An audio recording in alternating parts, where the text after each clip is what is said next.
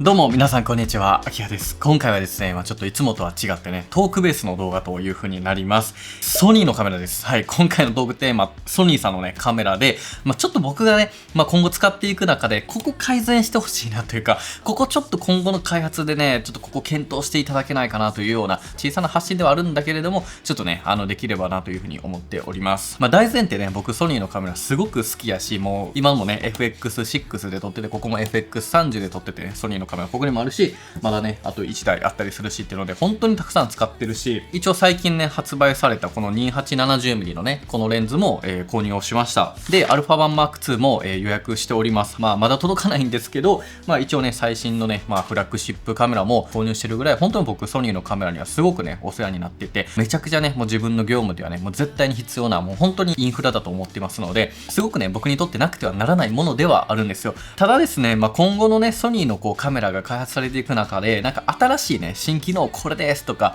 こんなことができます、8K 撮れますとか、なんかそっちよりも今できないこととか、ちょっと不便だなと感じることをブラッシュアップしていただいたり、アップデートしてもらった方が、より大きなこう嬉しさ、アップデートにつながるなというふうにも思ってて、ちょっとそれについてね、紹介していけたらなというふうには思っております。もしかしたらね、開発の方々にもね、届くかもしれないし、他のね、メーカーのカメラを使っている人も、ソニーってめちゃくちゃいい印象があるけど、実はこういったことができなくて、他のカメラの方がね、ここはすごく優れているんだな、みたいな、そういったきっかけにもね、なれたら嬉しいなというふうに思ってますので、ちょっと今日はね、そういったテーマでお話しできればなというふうに思っております。ということでね、早速やっていくんですが、今回ね、10個ほどございます。はい。意外とあるなという感じなんですけれども、まず1つ目がですね、このオーディオのレベルのさ、この表示がちっちゃすぎひん。ソニーさんのカメラ。これさ、俺、ほんまになんとかしてほしい。僕はね、結構ほんとこう動画をね、たくさん撮るので、音声がしっかり入ってるか、今どれぐらいの音量で撮れてるのかっていうのが、すごく気になるわけですよ。動画を撮る中でね、このオーディオのね、ここの原因のね、こう大きさっていうのが今どれぐらいで撮れてるかっていうのがすごくわかりにくいんですよ。この点がね、すごく優れているのが、このね、ルミックスのカメラ、こっち S5M2X で、こっちが 7-4 のカメラなんですけど、もうこのパッと見でさ、どれぐらい音量があるかっていうのがさ、一発でわかりますよね。で、こっちだとね、やっぱりこの黄色のマークと赤のマークのね、ここのレンジも広いし、ただこっちのソニーのカメラだったら、一応音は入ってるけど、実際どれぐらいね、ピークが来てるかっていうのがわからなかったりするので、ここがね、非常にこう、ちょっとね、扱いづらいかなというふうにはずっと感じていますね。ちなみにルミックスはね、完全にこのセッティングだけをね、管理するようなディスプレイにね、することもできたりするので、ここもね、結構使いやすかったりはね、するかといった形でですね。ただこれに関してはソニーのこの FX3 であれば、こっちでもね、見ることはできるんですよ。ちょっと同じ感じでこういう風にね、見ることはできるんだけれども、ルミックスのね、この一番のね、画面でこの音声をね、めっちゃちゃんと見れるっていうのはすごく優れていたりしますよね。で、続いてがですね、この FX シリーズのね、ちょっとかなりね、重要ポイントになるんですが、この FX3、あと30でよく起きる現象なんですけど、モニターペラペラなりません？このバリアングルモニターがさ、開いて、ほらもう今めっちゃ歪んでるんですよね。これすごいね、ここの多分ネジがね、歪んじゃってると思うんですけれども、このね、すごいペラペラになっちゃう。ほら、こんな感じ。だから、撮影しててもめっちゃ揺れちゃうみたいなね、感じになっちゃってて、すごくね、これが頻発してます。はい。僕のね、FX も2になってしまって、結構これね、僕の友達もね、割となってるんですよね。あと僕、機材をね、レンタルした時とかに、レンタルした FX3 がこれなってるとかも結構あったりするので、このバリアングルモニターのね、ちょっと作りがね、ちょっと甘いのか、ストレスにはなりますね。で、友達の Y2 もね、多分なって修理出したっていう話をしてたと思うんですけど、その時にやっぱ数万ぐらい修理代かかっちゃうっていうことで、仕方はないんですけれども、この価格帯なのであれば、もうちょいここのさ、モニターはしっかりとしてほしかったなというところは感じております。で、次、3つ目がですね、純正レンズと非純正レンズの手ブレ補正力の差が結構すごいなという風に感じておりまして、ソニーのね、カメラ、純正レンズ、このソニーのちゃんとしたレンズであれば、手ブレ補正かなり効くんですよ。もうめちゃめちゃここはすごく僕は使っていて、もう満足してるし、マジで最高って感じなんですけど、例えばね、こういったシグマさんのレンズとかをつけた時に、すごいね、手ブレ補正が効かなくなっちゃうんですよ。これはね、人によって見解は分かれると思うんですけど、僕的にはちょっと効かなさすぎるかなというふうには感じますね。こういったルミックスのカメラとかであれば、シグマのレンズでも、手ブレ補正もめちゃめちゃ効くんですよ。本当にもう純正レンズかってぐらいめっちゃ効くんやけど、このソニーのカメラだと、タムロンさん、シグマさんのレンズだと、手ブレ補正が本当に効かないんですよね。僕も本当はね、シグマのレンズとかタムロンのレンズめっちゃ使いたいんやけど、どうしても手ブレブ補正がちょっと弱くなっちゃうので、僕はソニーのカメラはほぼ動画でばっか撮るので、なおさら手ブレ補正はやっぱ僕的には欲しいんですよ。やっぱりルミックスって手持ちでも全然いけちゃうんですよね。そこがやっぱソニーのカメラだと純正レンズっていうのが絶対的な選択肢となってしまう。特に自撮りをしてる時とかに結構見てられないぐらいね、起きてしまうっていうのがあるので、純正レンズに縛られるっていうところもちょっとね、あるのかなというふうには感じておりますね。で、続いてがですね、ちょっとこの7-4とかのね、話になるんですが、ファインダーをね、覗くときに、モニターからスムーズに切り替わらないんですよね。というのも、モニターがこうなってないと切り替わらないんですよ。今こうなってて、ファインダーに目が行くと、切り替わりますよね。こんな感じ。ただこれが、ちょっとでも傾いてると、行ってくれないんですよ。わかる？だから、撮影しながらバリアングルをちょっと傾けてて、撮ってて、で、覗いたら、ならないんですよ。で、これがこうなってないと、わかるかな？はい。やっとなるといった形になるので、これがね、結構使いにくいかも。これに関してはね、他のカメラはね、全然、やっぱちゃんとなってて、特にこのニコンのね、カメラとかは、これ Z52 とかなんですけど、これはやっぱね、めっちゃ俊敏なんですけど、はい、今ね、こっちがついてますよね。撮れました。で、すぐに消える。はい。覗いたら、一瞬でこの切り替わり、別にこうなってなくても、すぐに切り替わるみたいなっていうのがあって、この7-4はね、ちょっと切り替えのちょっともっさり感があったりするので、これアップデートで直ってたりするのかな？他のカメラとかどうなんですかね。僕 C2 とか 7R5 とかね、ちょっと持ってないんで確認できないんですけど、これちょっともし対応している機種などあればぜひね、皆さん教えてください。で、続いてがですね、プレビューの再生に関するところになるんですが、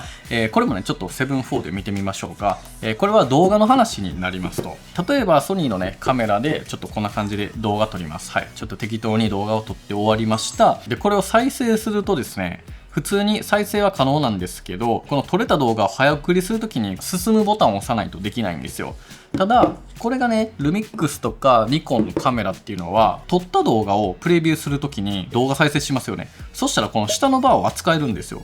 ほら、わかる？これで任意のところまで進めたり巻き戻したりすることができるんですよね。これがね、ソニーのカメラだとできないんですよね。これって結構意外と大事で、長回しした時とかにあの部分見たいってなった時に、これでサクッとその秒数のところまでいけるっていうのがあるので、これはね、ぜひとも搭載してほしいです。お願いします。本当に。ここ結構大事かもしれない。はい、という感じで、今のところ5つあるんですが、ここまでで結構納得してくださる方もかなり多いんじゃないかなというふうに思います。では、ここから後半のね、さらに5つをね、紹介したいところなんですが、ちょっとですね、この動画のね、スポンサーをご紹介させてください。この動画はですね、モーションアレイさんのね、提供でお送りしております。皆さん、モーションアレイご存知でしょうか？モーションアレイというのはね、著作権フリーのテンプレートとか、テキストアニメーションとか、音楽とか、サウンドエフェクトとか、最近だとラットとか AI ボイスオーバーとか、そういったものを無制限にダウンロードができる、映像クリエイターさんとか、コンテンツクリエイターさん向けのプラットフォームという風になっております。はい、実際のね、画面はこんな感じという風になっておりまして、結構本当にね、クリエイティブを手助けしてくれるようなサイトになっています。ビデオテンプレート、ソフトウェアから、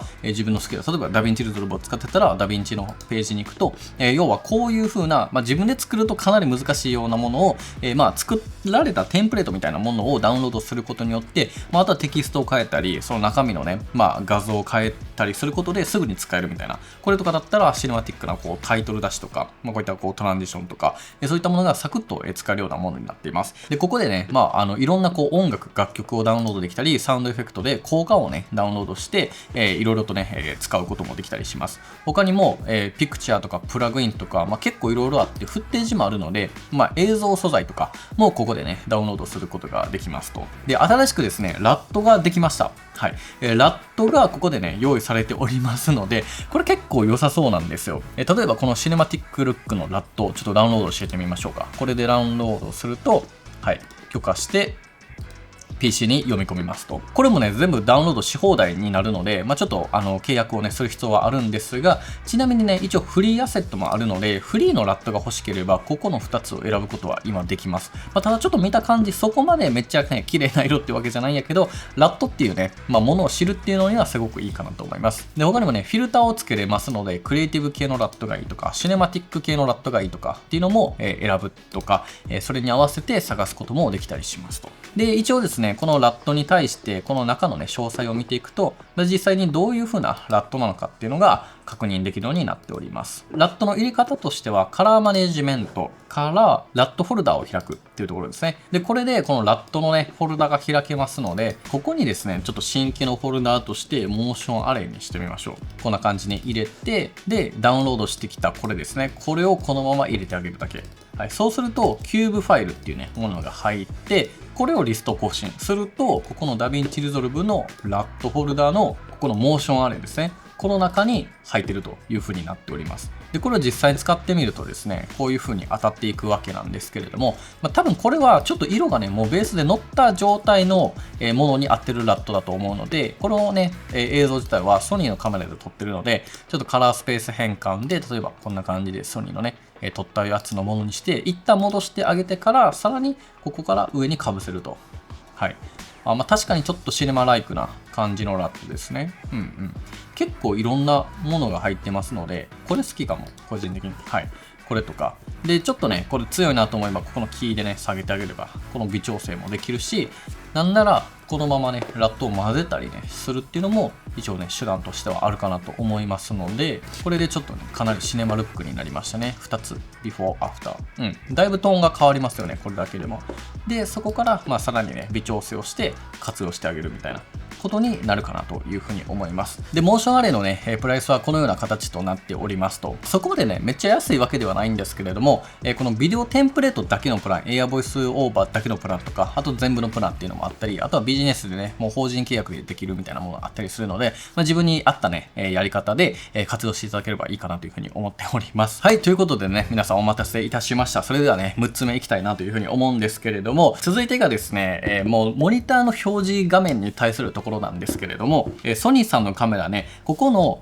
上面のボタン、ここのディスプレイボタンを押すことによって、これでここのディスプレイの内容を変えれますと。ただですね、今これ水準器という水平を保てるものが出てるんですね。なのでこれによってこのカメラが傾いてたらオレンジになってるんですよ。これが正しく水平が取れてると緑になるみたいな。これがね、出せるのはすごくいいんやけど、これを出しながらヒストグラムとかが出せないんですよね。このちっちゃいの。これは何かというと、明るさをね、指標にして調節ができるようなものになっていますと。だから、ちょっと撮ってる時に、今絶対暗いなっていうのは、このヒストグラムでね、僕は見たりするんですけど、これが水準器を出しながらヒストグラムを出したりとか、そういったことができないんですよね。なので、こう、表示のこの柔軟性っていうのがあまりないというのが一つ挙げられます。ここがね、やっぱりね、めちゃくちゃ優れてるのが、このルミックスのカメラでして、もうちょっといろんなもの今出てると思うんですけど、こう水準器出しながら、ここの、波形が出てますと。で、なんならこのね、波形に関しては、この大きさを変えれたりとか、場所もね、自由に変えることができるんですよ。これさ、めちゃくちゃ良くないですか？で、ヒストグラムも出せます。で、やっぱりこのウェーブフォーム、この波形がね、出せるっていうのは本当に良くて、要はこの四角形がこのモニターの四角形と連動してるので、例えばこのウェーブフォームのこの右側が上がっていったら、映像のこの見えてるモニターの右側部分が明るくなってると。そういったことがすぐに一発でわかるので、僕はね、こうヒストグラムよりもやっぱこの波形を出せる方が、個人的には使いやすかったりするといったところがあって、ソニーのシネマラインというのは、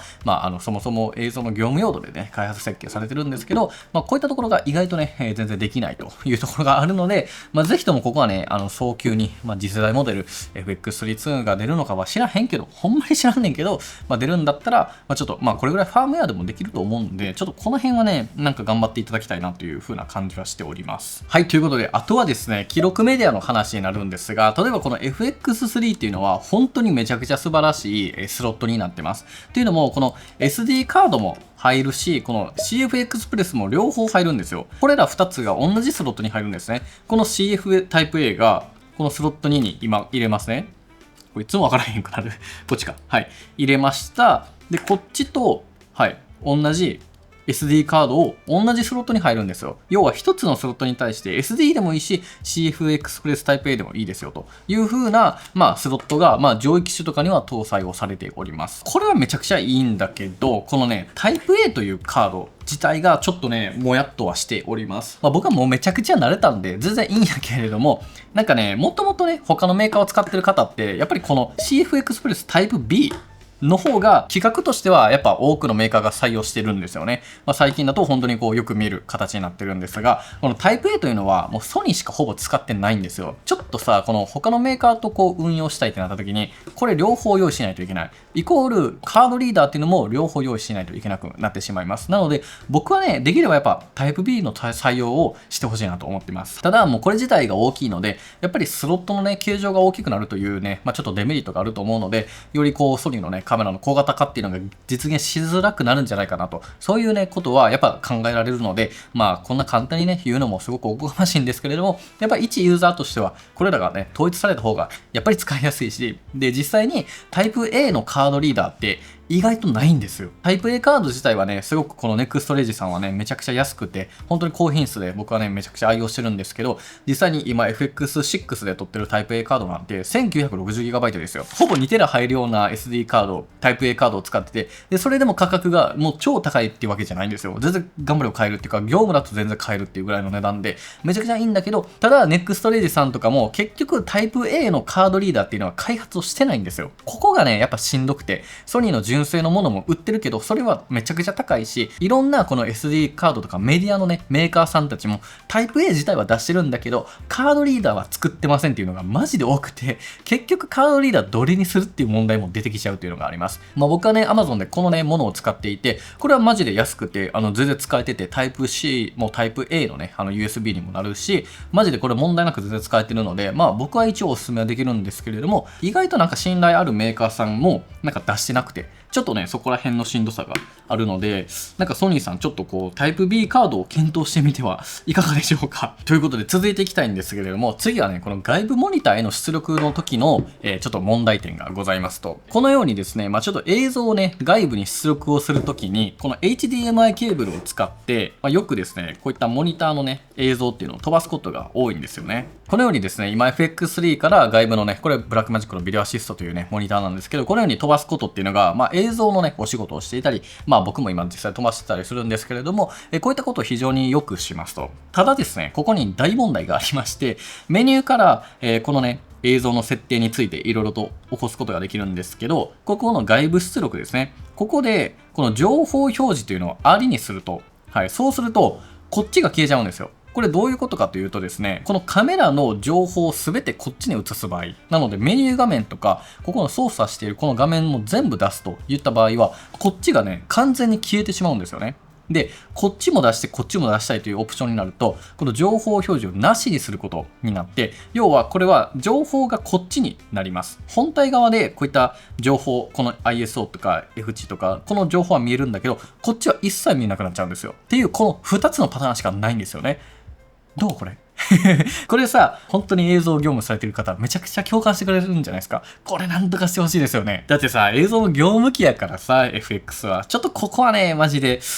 不便なんですよね。これがですね、このルミックスのカメラになるとですね、素晴らしいんですよね、これが。またね、もう全部ルミックスとのね、比較で申し訳ないんですが、そもそもね、ルミックスといえば結構動画機みたいなね、印象を持ってる方も多いかと思うんですけれども、すごく優れております。で、ちょっとね、この S5M2 のこの干渉問題がエグくて、ちょっとどうしようかな。こうしましょうか。ちょっとめっちゃ見にくいかもしれないけど、すごい干渉しちゃうんであれなんですけど、はい。もうこの時点でさ、ちょっと伝わるかな。こっちにメニューを出してても、こっちでもメニューが出てますと。ルミックスのカメラだと、撮影時 HDMI 出力から変えることができます。ここで情報表示をオンオフ、いろいろとできます。これをオフにしてると、こっち、カメラ側にね、情報表示が来て、こっちは何も出ません。これはね、ソニーと同じですね。ただですね、このオンにした場合、情報表示をオンにした場合でも、こっちにも出てくれます。はい。で、こっちに、例えばこのメニューとかも、こんな感じで出るんですよ。なので、このメニューをいじりながらでも映像を確認できると。で、さらにこっちの本体でもメニューが見えるということになるので、チームとかでね、撮影してるときに、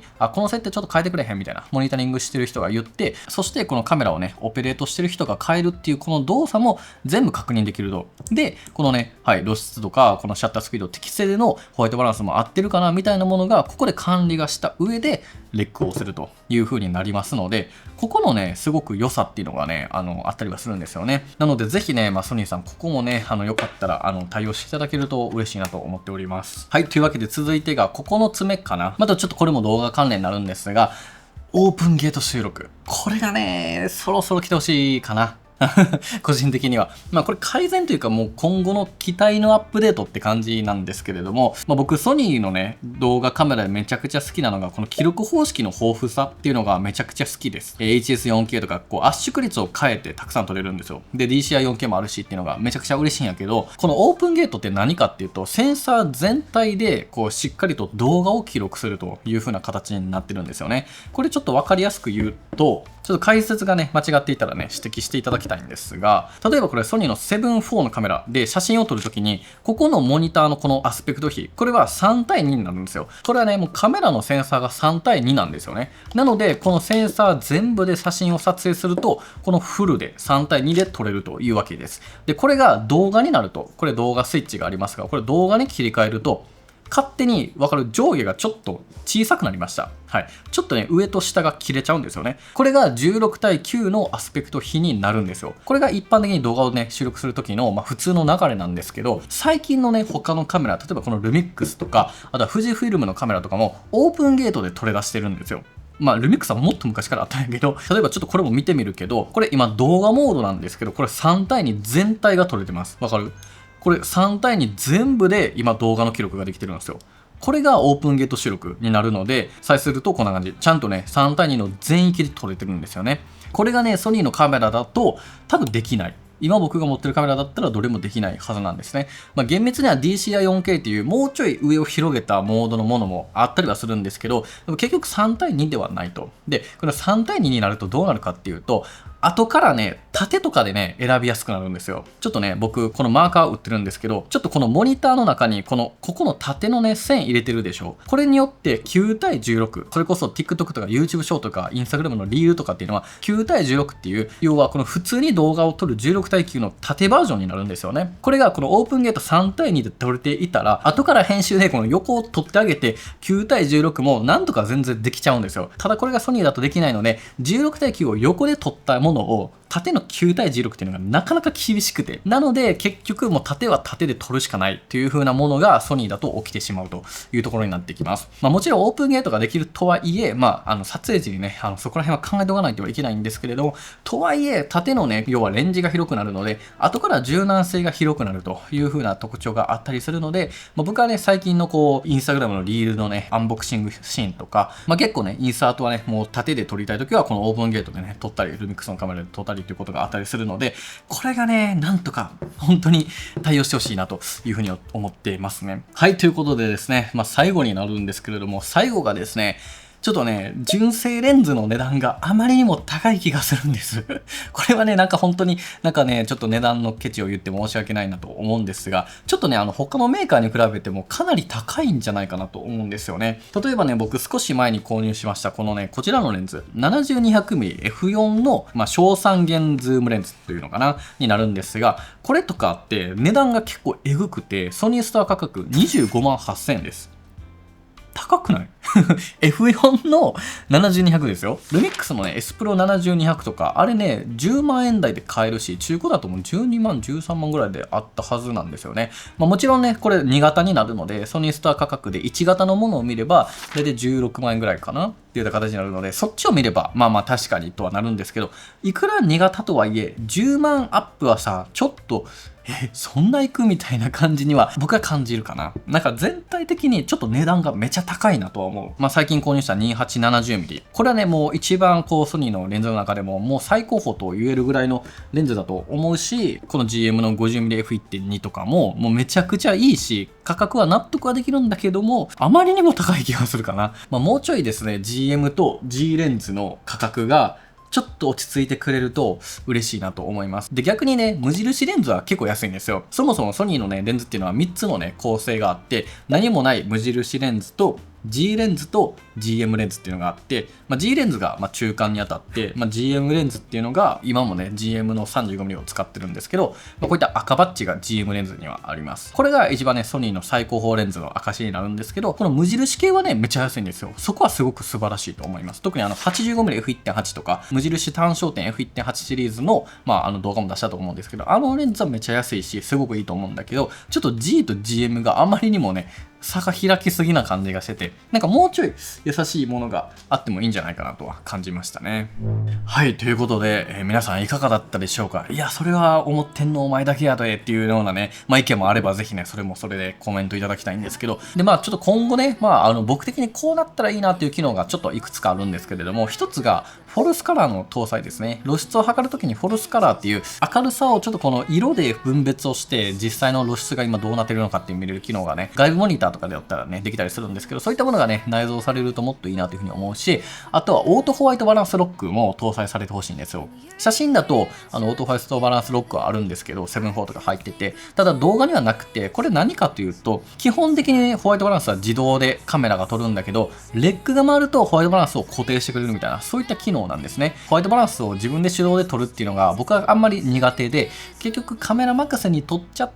そこからレッグ中はもう一切変えないとか、そのシーンでは一切変えないみたいなロックがしたいっていう感じになるので、それからミックスができるし、iPhone のブラックマジックカメラとか、そういったものもホワイトバランスロックっていうのができたりするんですよね。なので自動で撮ってそれをロックさせるみたいな、そういったことが、全体的にね、できるようになると嬉しいなというふうには思いますかね。で、あと最後に7.4とか、どっちかというとスチル寄りのね、カメラに関しては、グレインエフェクトが入ってくれるといいなと思います。富士フィルムのカメラは絶対あるんですけど、グレインエフェクトっていう、要はちょっとザラザラさせるエフェクト。あえてこうノイズのような質感を出すことによって、フィルムで撮ったような写真のようなちょっとエモいというか、そういうエフェクトが入ってくるといいなというふうには思いますね。ソニーさんね、クリエイティブルックっていういろんなこう色をね、楽しめるっていう魅力があるので、それにね、ちょっとグレインをつけれたら、それこそ本当にこう、取って出しでね、楽しめるなというようなイメージがあるので、そこもちょっと追加されるとより嬉しいかなというふうに感じました。はい、というわけで皆さんいかがだったでしょうか。ちょっと今回ね、なんかすごく文句を言ってしまったような感じがしてて、心は痛いんですけれども、でもですね、ソニーのカメラたくさんのね、シェア率を誇っていますので、いろんなカメラを知ってる僕の視点で